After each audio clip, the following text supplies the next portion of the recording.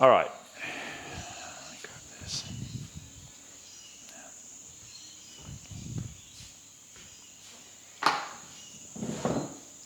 All right, here we go.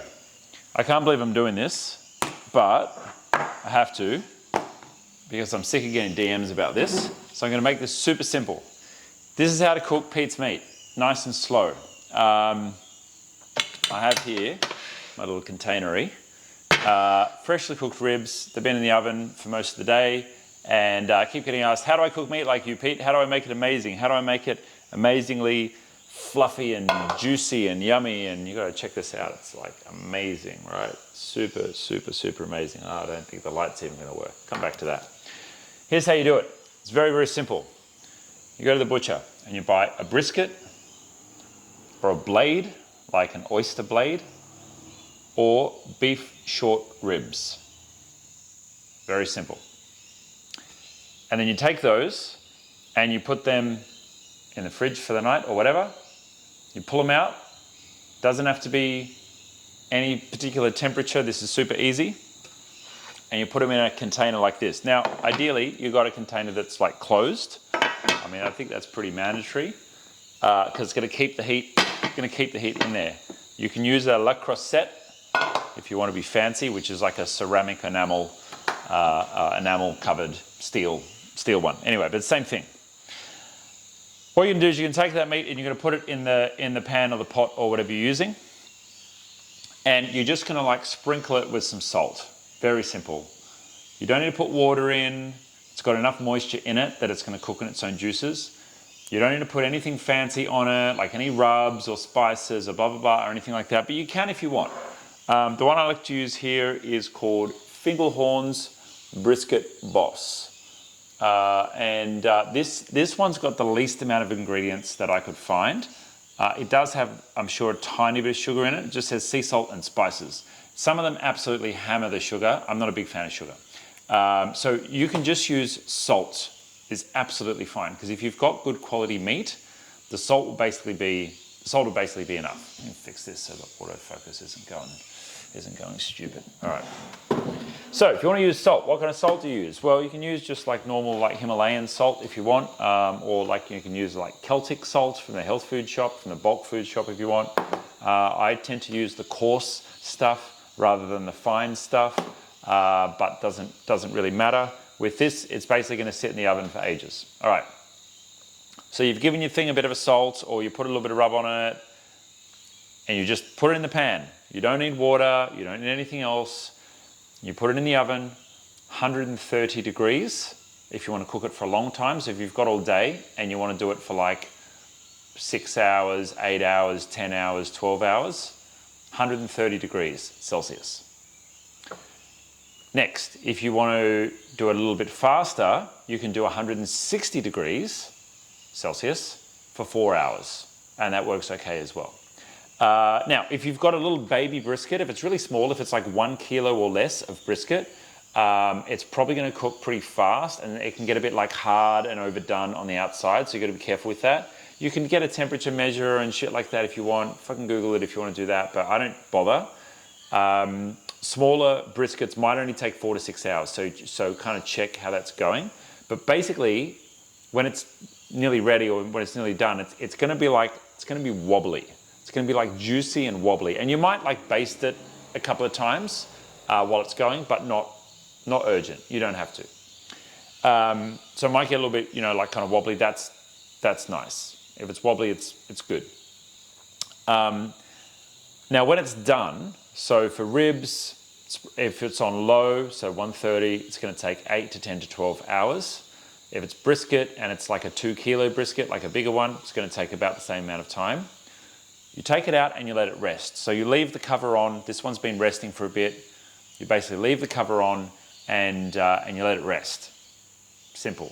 Now, importantly, with ribs, you probably want to eat them hot, straight out of the oven. So you pretty much, as soon as it cools down, you can probably start eating it. You might want to chuck a tiny bit more salt on there, or pull it apart a bit and then just go to town, right? You might want to put a bit of barbecue sauce on there and then put it back in the oven and blast it. I usually don't bother because I just like to enjoy the taste of the meat. But with brisket, you want it to rest for up to an hour, but no longer, because it starts getting hard and it starts getting a little bit gross. And then you can either strip it into pieces and you can just eat it like that. You can refry it if you want, plenty of stuff. Ideally, the meat will be pretty much like falling apart. And the reason that you're doing it low and slow is the fat fibers basically need to break down. And that only happens over time, very slowly. So that's it. Very simple.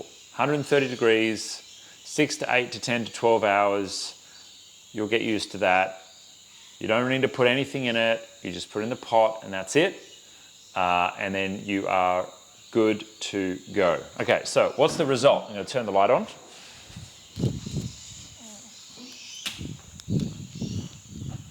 So I don't want to have to edit this, so I'm doing it in one cut.